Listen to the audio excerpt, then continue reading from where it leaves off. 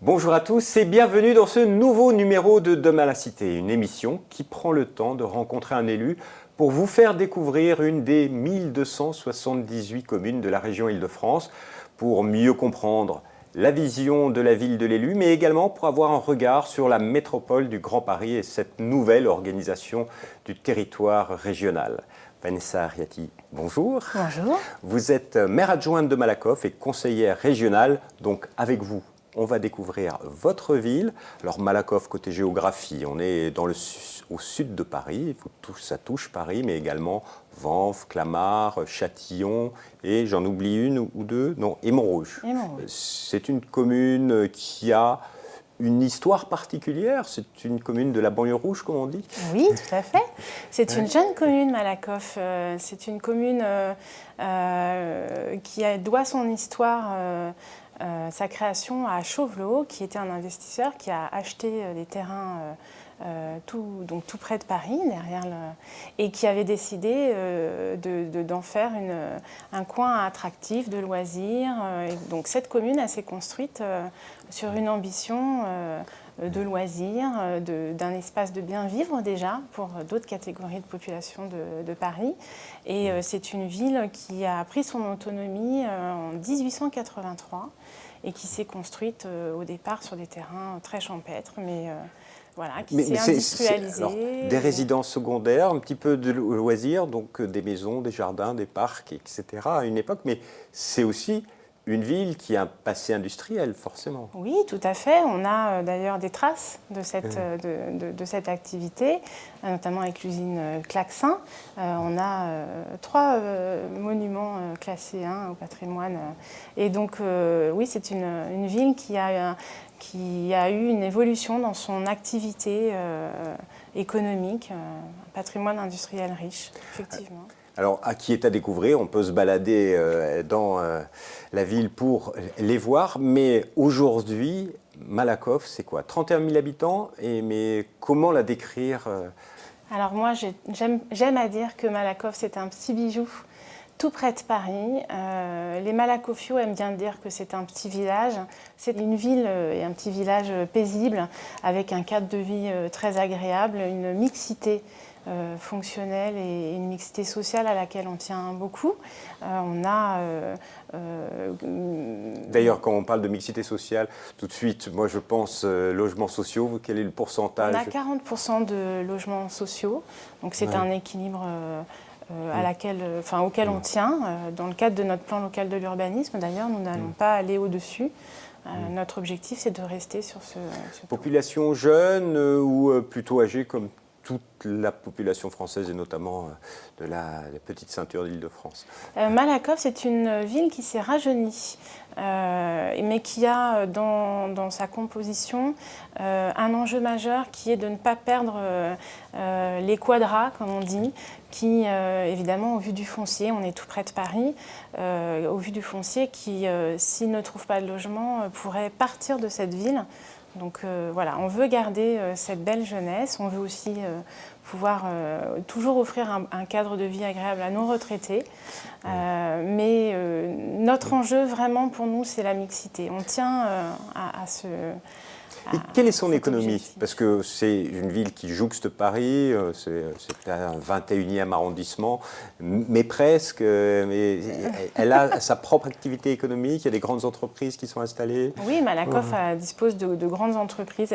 C'est aussi un tissu diversifié. C'est ça qui est intéressant. Je vous parlais de mixité fonctionnelle, c'est qu'on a une mixité au niveau de la population et on a une mixité aussi sur le tissu économique, donc avec la présence de grandes entreprises, l'activité tertiaire principalement. Malakoff n'a pas échappé aux évolutions de la région Île-de-France, d'une forte tertiarisation de son économie, mais c'est une ville qui a aussi un tissu important de petites entreprises qui sont d'ailleurs dans ce qu'on appelle dans le diffus, qui sont dans des petits passages, dans des petites rues, qu'on ne voit pas toujours.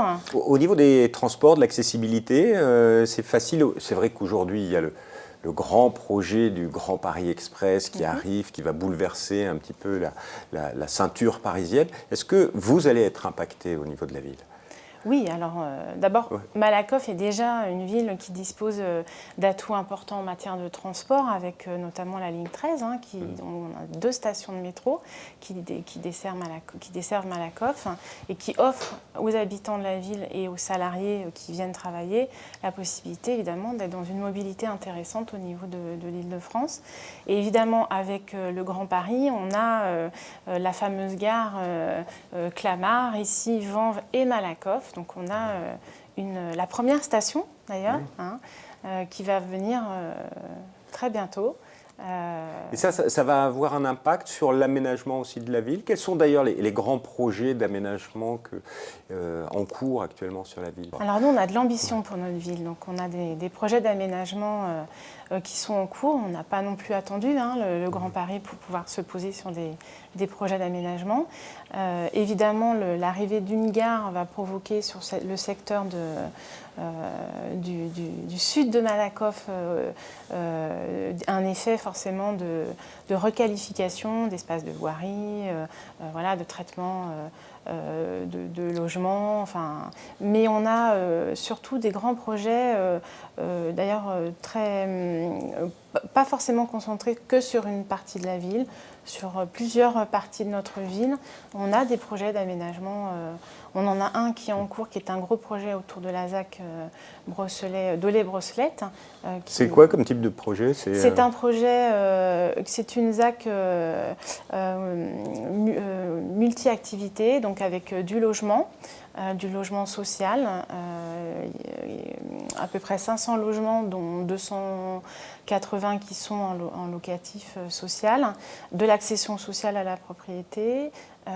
C'est un vrai enjeu pour une ville comme Malakoff, juste à côté de Paris, de proposer, de construire et d'avoir du logement, ou il faut en faire plus, ou il faut rester à cette taille humaine que vous avez quelque part? Nous, on souhaite rester une ville à taille humaine, où il fait bon vivre et où chacun peut avoir sa place. Je pense qu'aujourd'hui, l'enjeu des territoires, c'est d'offrir une place à chacun, quelle que soit son origine culturelle et sociale. Et à Malakoff, le logement social participe de cette capacité à rester sur un territoire où les prix au mètre carré sont quand même très chers. Et donc, oui, pour nous, nous tenons à ce que le logement social perdure. Donc je vous l'ai dit, on veut rester à ces 40% de logements sociaux, mais on ne fera pas que ça. C'est-à-dire qu'on souhaite offrir des parcours résidentiels à nos habitants et donc élargir la palette des logements. Mais c'est un défi pour une mairie. Oui. C'est un défi aujourd'hui face à un marché de l'immobilier en Île-de-France où les prix s'envolent. Le foncier coûte excessivement cher. Quels sont les moyens qu'a une mairie pour contrôler justement cette offre d'habitat sur son territoire? Alors le premier moyen d'abord, c'est sa population. C'est une façon un peu différente d'aborder les choses parce que pour nous, les habitants de la ville, c'est une force aux côtés des élus. Et les habitants, ce sont les premiers à vivre la ville, à la penser, à l'imaginer. Et donc, on pense que ce sont des acteurs extrêmement importants dans le devenir de leur territoire. Et puis, on a des outils importants aussi qui sont... on est en train de travailler sur une charte des promoteurs qui permettrait d'intégrer la volonté de la ville, d'offrir du logement, des commerces. Vous me parliez de la ZAC Dolay, je n'avais pas fini, mais on a aussi 13 000 m² de bureaux. Dans les espaces de locatifs, on a prévu la moitié des logements pour des logements étudiants. Donc voilà, on essaye avec nos outils. D'avoir la palette et une offre. Voilà, et puis on tient à cette maîtrise foncière aussi. Et on tient aussi à nos outils en matière d'habitat. Et donc, on va se battre bec et ongles pour garder ces outils de gestion de l'habitat. On travaille en partenariat aussi avec les établissements publics fonciers pour pouvoir continuer à avoir les capacités de sortir des opérations mixtes. Et puis les mairies offrent aussi un certain nombre d'équipements à leurs habitants. Il y a une particulière à Malakoff, vous avez un théâtre, une scène nationale. La culture, c'est très important pour la ville, c'est un des axes de politique de la commune. L'accès à la culture pour tous, c'est un enjeu à Malakoff depuis de nombreuses années. Les élus avant moi ont évidemment été très ambitieux en matière culturelle à Malakoff. Et donc oui, on dispose d'une scène nationale reconnue, une scène nationale d'ailleurs qui va évoluer aussi dans les projets, on parlait des projets d'aménagement. On souhaite redonner aussi un coup de jeune à cette scène nationale. On a un très beau partenariat avec le théâtre. Pour nous, l'enjeu culturel dans les prochaines années, c'est à partir de nos atouts, d'ouvrir nos équipements culturels à la ville, voilà, de sortir des équipements. Mais au-delà, vous ouvrez la ville à la culture. On voit qu'on traverse Malakoff, on voit du street art un petit peu présent, des fresques murales. C'est une volonté d'ouvrir la ville au street art. Et pourquoi le street art en particulier ? Le street art en particulier parce que c'est un art qui aujourd'hui vise aussi à redonner la parole à la population, qui est un art aussi assez engagé. Et qui nous intéresse dans ses formes, dans ses matériaux, dans l'esprit qu'il dégage. C'est aussi une manière d'articuler la culture, l'aménagement, l'espace urbain. C'est aussi un art qui nous permet de faire immerger la population, les citoyens, dans la ville. Et donc, et pour tout vous dire, c'est aussi un sujet auquel tient beaucoup notre maire, Jacqueline Bellhomme, qui, depuis qu'elle est arrivée maire, a souhaité développer ces projets. On lui doit beaucoup. C'est pour ça qu'il y a aussi une maison des arts. C'est un outil clé pour développer l'art et la culture sur la ville. Oui, la maison des arts est un espace pour nous extrêmement important. Il y a peu, on a avec les équipes travaillé sur sa programmation et pour vous donner un exemple, c'est un outil culturel qui offre des espaces d'exposition, mais pas seulement, qui est aussi un lieu pour des artistes, pour leur production. Et c'est aussi un lieu où viennent les enfants. Et c'est aussi un lieu qui est en partenariat avec les écoles et avec les accueils de loisirs. Un lieu de citoyenneté. Exactement. Et puis, il y a des projets culturels un petit peu atypiques. L'année dernière, jusqu'au mois d'octobre, il y avait un espace un petit peu particulier, la réserve, le Grand 8, une exposition Le Grand 8. C'est quelque chose que vous n'avez pas organisé, mais que vous soutenez. Oui, les équipes, les chefs de projet de la réserve du Grand 8 sont venus nous voir bien en amont pour nous proposer. Mais racontez-nous ce super ce que projet. c'est, parce que peu de franciliens, même si ça a remporté un franc succès, peu de franciliens savent ce que c'est, cette réserve, ce qu'a été cette réserve et ce Grand 8. Alors le projet, justement, c'était d'installer au cœur d'une ville un espace construit, un espace éphémère, d'art urbain éphémère. C'est tout le début du projet, avec comme fil conducteur, évidemment, du street art, mais en 3D, ce qu'on appelle en 3D. Et donc, le projet visait à faire appel à un certain nombre d'artistes de renommée internationale, mais pas seulement. Des artistes aussi, ça a fait partie des discussions qu'on a eues aussi avec les équipes projet, de permettre à des artistes de notre ville ou aux alentours de pouvoir aussi bénéficier de ce projet. Et donc a été construit... ça a été un lieu d'échange, de culture, d'exposition. Oui, un lieu d'exposition, un lieu de rencontre, un lieu où on se posait, où on discutait, où les artistes étaient présents aussi. Et donc un lieu où les enfants sont venus découvrir aussi un projet atypique en tout cas. Un projet atypique et un projet qui est sur un lieu qui demain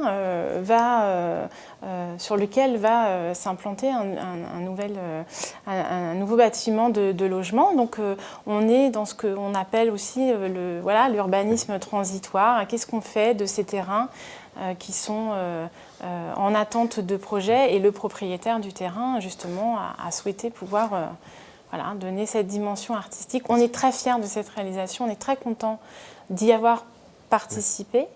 Il y a 40 000 visiteurs qui sont venus sur la réserve. Donc, il y a un vrai engouement local, et aussi pour les communes alentours et les Parisiens. Je pense que plein de gens ont pu, 40 000 personnes en quelques mois, c'est énorme. Il y a un autre projet aussi atypique, mais qui est en cours, qui va arriver, c'est celui d'une ferme urbaine. Donc, expliquez-moi ce qu'est ce projet, pourquoi faire une ferme urbaine ? Sur la ville de Malakoff, on a Madame Bellhomme, notre nouvelle maire, a souhaité aller à la rencontre des habitants avec toute l'équipe municipale pour pouvoir voilà, échanger avec eux, construire le Malakoff de demain. Et dans toutes les propositions qui sont venues, dans les ateliers qu'on a menés avec eux, est venue la question très forte du développement durable, la question de l'environnement. Comment est-ce que dans une ville très dense comme Malakoff, est-ce qu'il y a possibilité pour des projets, des projets du type ferme urbaine? Et donc on a fait le pari qu'on pouvait, même dans une ville toute proche de Paris, avoir un projet de ce type. Donc c'est un projet qui se construit avec les habitants. Des rencontres ont eu lieu sous forme d'ateliers pour construire de façon très participative cette ferme. Et donc l'idée, c'est évidemment... Alors ce ne sera pas une ferme céréalière, mais avec des animaux, avec des espaces... Enfin, on est en train de la construire, hein, donc il y a pas mal d'idées qui émergent. Mais oui, on tient à ce type de projet. On pense que... il y a une place dans cette région dense, même en première couronne, pour des projets de ce type. Et vous avez trouvé l'espace nécessaire pour faire une ferme ? Oui, on a identifié un square sur lequel on va pouvoir travailler sur la création, la réalisation de cette ferme, donc, qui devrait voir le jour printemps 2017. Oui. Et il y aura aussi une partie jardin partagé, potager, etc. Parce qu'il y en a quelques-uns dans la ville, oui. des jardins partagés. Oui, sur le sud de la ville, on a un jardin partagé qui fonctionne très bien, qui est un élément de lien social aussi dans le quartier. Les enfants y viennent aussi avec les écoles. Et oui, on est en train on réfléchit, on continue à réfléchir sur de nouveaux espaces. C'est tout l'enjeu des projets d'aménagement. C'est une réflexion qu'on a eue aussi dans le cadre de notre plan local de l'urbanisme, c'est garder une ville aussi verte. Cette approche de construction de la ferme urbaine, c'est avec les habitants, c'est un axe de travail essentiel aujourd'hui de l'action municipale, c'est avec les habitants, la démocratie participative. Quelle est votre volonté de travail avec les habitants ? La majorité municipale a beaucoup discuté sur voilà, qu'est-ce que ça veut dire aujourd'hui que de faire politique publique sur une ville de 30 000 habitants. Quel est le rôle des élus et quelle est la place de l'habitant dans la construction de la ville. Et nous, on pense qu'aujourd'hui, évidemment, on voit bien la désaffection des citoyens pour la vie politique, pour les élus. Et nous, on pense que les habitants, la population, ont un vrai rôle à jouer. D'abord parce que ce sont quand même les premiers acteurs de la ville, qu'ils ont des idées. Et donc, on a souhaité effectivement, en tout cas, c'est une volonté qu'ils prennent de plus en plus de place. C'est une volonté, mais comment on le met en œuvre ? Comment cette concertation, cet échange avec les habitants ? Est-ce que c'est des réunions ? Et les réunions, est-ce qu'il y a toujours les mêmes qui viennent ou il n'y a pas assez de monde ou est-ce que c'est les réseaux sociaux ? On va utiliser tous les leviers à notre disposition. Il y en a certains dont on dispose, d'autres qu'on va faire évoluer, d'autres qu'on va créer. Donc c'est à la fois pas un projet sans concertation, c'est avec le site de la ville qui a été retravaillé, pouvoir offrir aussi une interactivité pour que les habitants puissent davantage participer. C'est avoir des petits collectifs de travail d'habitants qui sont bénévoles et qui souhaitent s'impliquer sur des projets. C'est utiliser aussi, proposer au réseau associatif qui est très riche à Malakoff de participer aussi au projet. Ce sont aussi des acteurs importants. Ils touchent des catégories de population, ils permettent cette mobilisation. Et une vraie volonté, de les écouter. Exactement, de les écouter, mais de co-construire. Parce qu'il n'y a rien de plus terrible que d'écouter les habitants et de faire autre chose. Voilà. On arrive dans la dernière partie de l'émission. Malakoff fait partie d'un nouveau territoire qui s'appelle la métropole du Grand Paris et d'un sous-territoire, une autre intercommunalité qui s'appelle Vallée Sud Grand Paris. Tout ça depuis le 1er janvier 2016. Quel regard vous portez en tant qu'élu sur cette métropole du Grand Paris qui vient de se mettre en place ?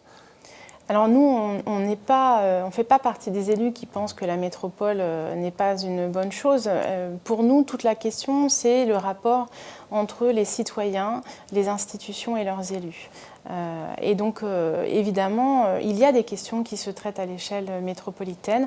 D'ailleurs, Malakoff, Catherine Margaté, son ancien maire, a fait partie des premiers élus qui avaient construit le syndicat Paris Métropole, donc qui affirmait cette volonté de travailler avec les territoires qui sont autour de nous en coopération. Par contre, ce que nous disons, c'est que la difficulté de cette hyperstructure, c'est que pour nous, il nous semble qu'elle reste encore trop éloignée des citoyens, que les choses sont un peu trop en vase clos, et surtout qu'il y a nécessité aujourd'hui à faire que les différents échelons et les différentes institutions travaillent vraiment en partenariat, en complémentarité. Et la région aujourd'hui, elle souffre quand même, la région au sens large, elle souffre quand même beaucoup de compétition entre les territoires. Et nous avons ça fait partie de nos valeurs, nous pensons qu'il faut absolument repenser les territoires dans une vision de co-construction, de coopération. Solidaire. Solidaire, voilà, une métropole solidaire, une région solidaire. Vous êtes également conseillère régionale, j'ai bien compris votre regard sur le Grand Paris, et il y a aussi la région. C'est quoi, c'est un millefeuille pour vous, ou c'est trop compliqué pour une petite ville comme Malakoff, se situer dans cette grande agglomération, comment faire bouger les choses ? C'est sûr que c'est compliqué, évidemment. Moi, d'abord, je suis conseillère régionale et je porte la voix d'un territoire, y compris comme Malakoff, la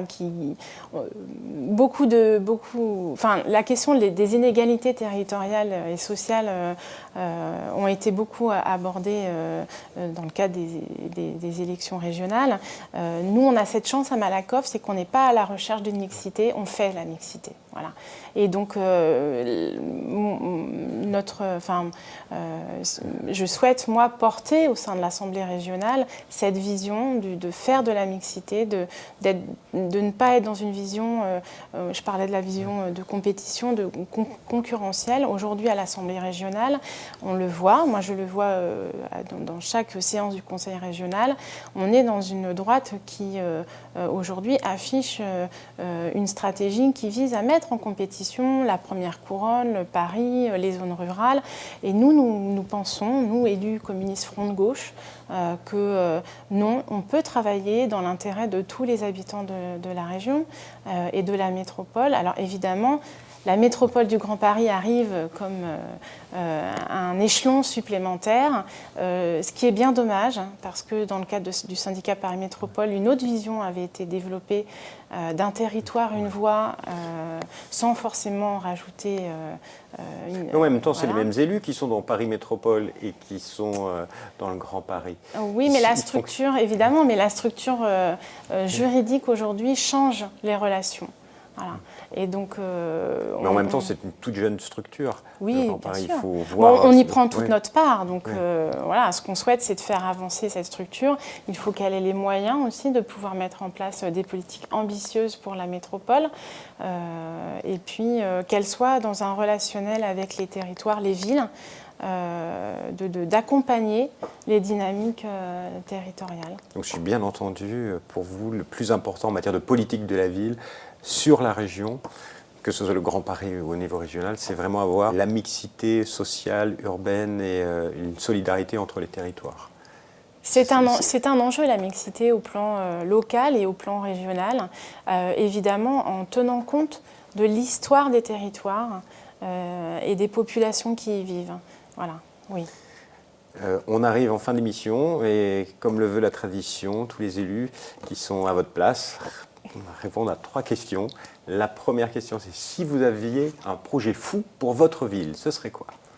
Un projet fou pour ma ville, moi j'en ai un, j'espère pouvoir l'apporter comme une pierre au projet qui va se construire. On a les salariés de l'INSEE qui vont partir de la ville et donc on a un grand projet d'aménagement d'entrée de ville. Et donc dans les projets fous que je pourrais voir, c'est un rooftop au pied de Malakoff, tout près de Paris, voilà, parce que les habitants et les jeunes de Malakoff nous ont demandé d'avoir un lieu branché pour pouvoir le soir aller avec leurs amis. On a aussi des salariés qui souhaitent avoir des lieux de restauration. Et voilà, moi j'ai eu l'occasion de visiter, enfin d'aller sur quelques rooftops et voilà, je me dis que demain, que Malakoff puisse permettre à des habitants, à des salariés d'avoir vue sur Paris et tout en étant dans une ville de première couronne, voilà, un projet fou à discuter avec les habitants. Pour les franciliens qui nous écoutent, un lieu à visiter ce week-end, le week-end prochain ou dans l'année à Malakoff? Un lieu à visiter, alors le marché de Malakoff. Le marché de Malakoff, c'est un lieu qui justement est symbolique de cette mixité sociale. Donc oui, c'est C'est quel jour? C'est 3 jours par semaine, le mercredi, le vendredi et le dimanche. Après, on a évidemment d'autres lieux et d'autres événements aussi qui marquent cette mixité sociale. D'ailleurs, l'événement à ne pas manquer sur la ville. La fête de la ville, la fête de la musique, voilà, c'est des lieux festifs, populaires, empreints de fraternité, de solidarité. Le Noël solidaire de la ville aussi est un moment extrêmement important. Voilà. Madame Riati, merci beaucoup de nous avoir fait découvrir votre ville. Quant à nous, on se retrouve bientôt pour un nouveau numéro de Demain la Cité. Vous pouvez bien sûr retrouver l'émission sur www.demain.fr. Au revoir et à bientôt.